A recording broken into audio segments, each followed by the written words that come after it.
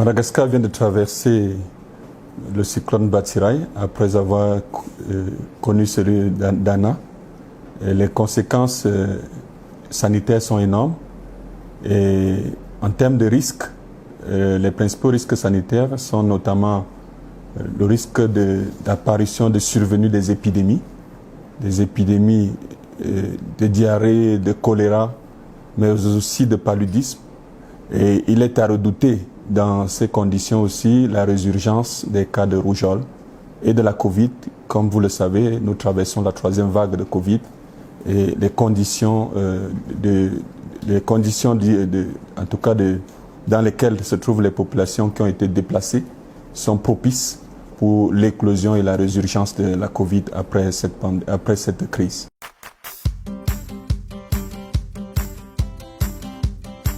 Tout à fait. Et je tiens déjà ici à saluer la lucidité et le leadership du gouvernement malgache qui a pris un certain nombre de mesures préventives avant l'arrivée de ce cyclone, et notamment à travers des évacuations préventives qui ont permis effectivement de sécuriser les populations, de réduire les conséquences du cyclone. En termes de mesures préventives, justement pour réduire les risques que j'ai évoqués tantôt,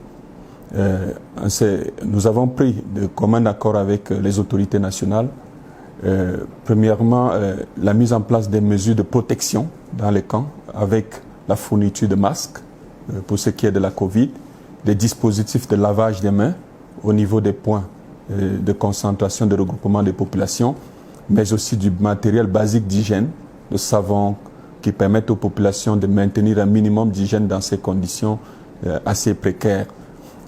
Mais également des moustiquaires imprégnés ont été mis à la disposition des populations. Outre les mesures de protection, nous avons aussi mis en place des équipes médicales, qu'on peut dire spéciales, dans ces camps temporaires qui assurent une certaine offre de soins réguliers, des soins de base aux populations. Et à cet effet, nous avons fait une dotation effectivement de médicaments, de kits d'urgence, auprès du ministère de la Santé pour accompagner cet effort en collaboration avec d'autres partenaires. La 3e mesure aussi, non moins importante, c'est la mise en place des points de vaccination dans ces camps de regroupement des populations de manière à continuer à offrir la vaccination contre la Covid, mais aussi les vaccins réguliers pour éviter la résurgence des épidémies liées aux maladies évitables par la vaccination. Et enfin, nous avons mis en place avec le ministère de la Santé, un système de suivi et de détection et de rapportage journalier des cas de maladies dans ces sites, de manière à pouvoir repérer précocement tout éventuel cas de maladie à potentiel épidémique et pouvoir répondre et éviter une extension rapide de cette flambée.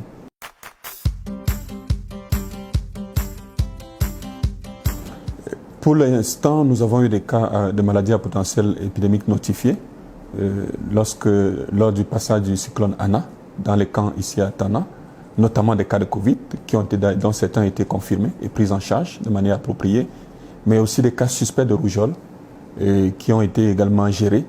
Et il faut dire qu'avec le démantèlement progressif de ces camps, on a pu éviter de grosses flambées épidémiques dans ces camps au niveau de Tana. Le même dispositif est en train de s'organiser dans les provinces à la suite du cyclone Batsirai. Et avec l'ouverture progressive de l'espace aérien et routier, les équipes sanitaires sont également en train de mettre des systèmes analogues de manière à pouvoir détecter dans les camps des cas de maladies et les traiter.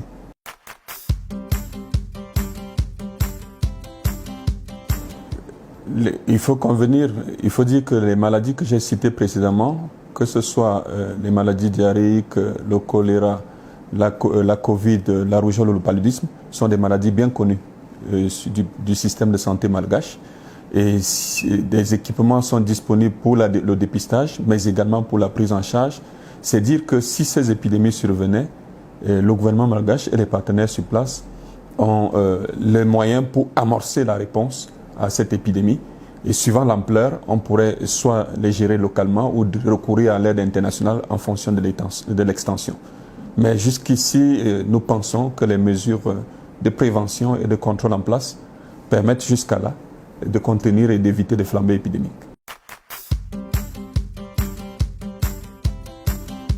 cette question, je répondrai par l'affirmative. Le risque de survenue et d'augmentation des cas de paludisme est réel. Et c'est pour cette raison que nous avons pris cette train de disposition en mettant en place des moustiquaires imprégnés et des médicaments de dépistage et de prise en charge des cas de paludisme. Donc ce risque, il existe. Et c'est d'autant plus vrai que la saison que nous traversons en ce moment est une saison de recrudescence des cas de paludisme, même en dehors des cyclones. Donc le risque que les inondations qui font le lit qui vont favoriser la stagnation des eaux, le risque que cela amplifie le paludisme est réel. Mais les outils de gestion, de dépistage sont en place. Vous avez pleinement raison et nous en sommes conscients. Il faut dire que le gouvernement malgache n'avait pas aussi trop d'options devant une urgence comme celle-là, un cyclone inattendu. Je pense qu'il faut saluer l'effort qu'ils ont fait avec les moyens qu'ils ont de mettre rapidement des espaces de regroupement. Question de sauver en premier les vies. C'était le premier objectif. Évidemment, cela n'a pas été parfait. Les conditions d'isolement ou de mise de sécurisation de ces populations sont de nature à favoriser l'éclosion des autres épidémies. Et nous sommes conscients que le risque de résurgence de Covid est extrêmement élevé, y compris dans les zones où on avait des faibles incidences ou des faibles survenues de cas de Covid. Le regroupement, la promiscuité vont le favoriser. Mais les mesures d'hygiène que l'on a citées tantôt ont été mises en place, lavage des mains, les masques, pour atténuer le risque de grosses flambées. Mais nous restons conscients qu'il va falloir maintenir la vigilance sanitaire après cette inondation pour pouvoir rapidement détecter et utiliser les moyens habituels, c'est-à-dire le suivi des cas, détection communautaire des cas et suivi des contacts pour limiter une résurgence, une flambée massive.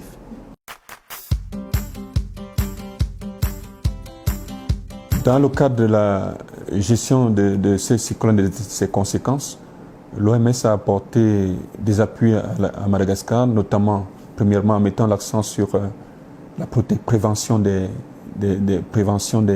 flambées, des risques des épidémies, à travers la mise en place des matériels de protection, j'en parlais tantôt, les masques, mais également les kits d'hygiène,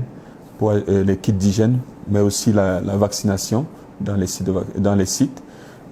Ensuite, l'OMS a aussi contribué à la fourniture de médicaments. À ce jour, des dotations de médicaments ont été faites au niveau des kits d'Andalamanga.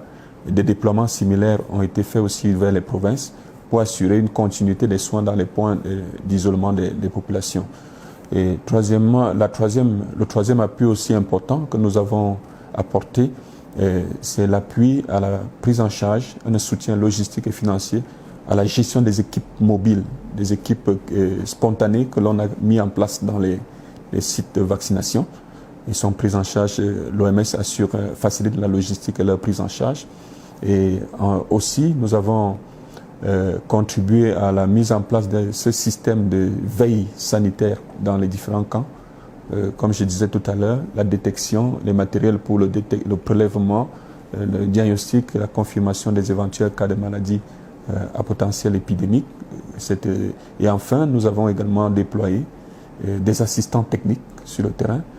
En ce moment, l'OMS a 17 assistants consultants et staff déployés sur le terrain et qui ont appuyé les directions régionales et les districts dans la préparation, dans la période avant le cyclone, notamment l'identification des lieux, le prépositionnement des stocks de médicaments, mais aussi ces équipes les accompagnent dans le suivi des personnes déplacées dans les différents camps actuels et l'évaluation des dégâts au niveau du système de santé. En outre, il faut reconnaître que nous avons bénéficié d'un soutien aussi immense de notre bureau régional et de notre siège, avec notamment le déploiement de 2 logisticiens d'urgence, mais également de 3 épidémiologistes qui sont en chemin. Et nous attendons aussi demain, à 14 h, l'arrivée de 5 tonnes de médicaments supplémentaires pour renforcer cette assistance technique et essayer de combler le gap avec les structures sanitaires qui ont été endommagées. Et enfin, les équipes médicales d'urgence de l'OMS. Depuis 24 heures, nous avons eu l'accord du gouvernement de pouvoir déployer l'équipe médicale d'urgence, et en particulier dans ces zones où les structures sanitaires ont été détruites, près de 59 à 60. Donc ces équipes médicales auront cette responsabilité d'accompagner la mise en place des systèmes temporaires de prise en charge, des tentes de prise en charge médicale, pendant que les investissements se mettent en place pour reconstruire, réhabiliter les infrastructures qui ont été endommagées. Voilà en résumé un peu les appuis de l'OMS à ce jour.